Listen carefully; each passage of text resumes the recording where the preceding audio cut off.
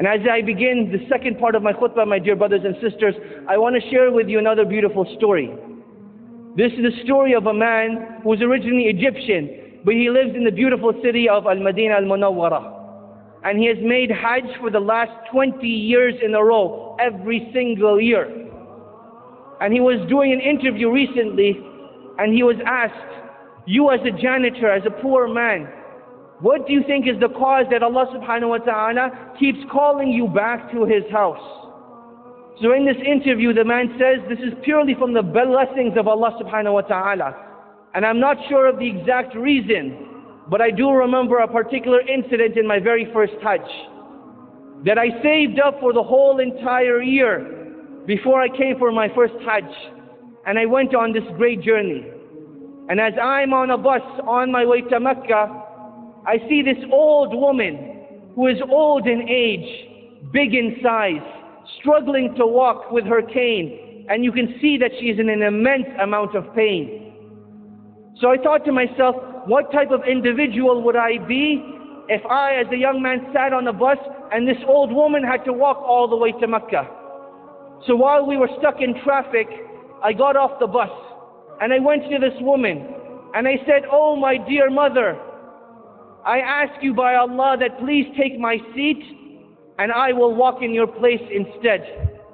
And this woman, she started to cry with tears, thanking Allah that Allah subhanahu wa ta'ala had sent someone that would take her on a bus rather than her having to walk.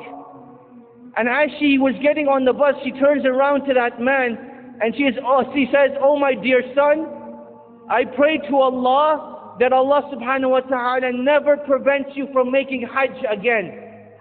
And he says, Allah knows best, but I believe that was the cause that each and every single year, Allah subhanahu wa ta'ala sends someone knocking on my door that requests my help in going for Hajj.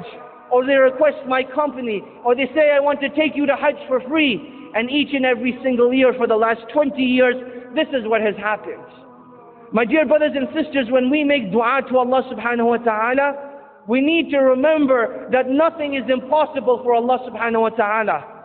Ibrahim alayhi salam, he was thrown into the fire, and Allah subhanahu wa ta'ala told the fire to be cool and peaceful.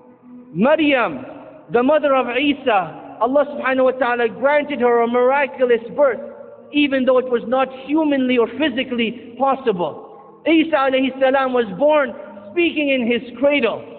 Yunus alayhi salam was devoured whole by a whale and taken to the bottom of the ocean. And when he called out to Allah, Allah subhanahu wa ta'ala was there to protect him and grant him that which he desires.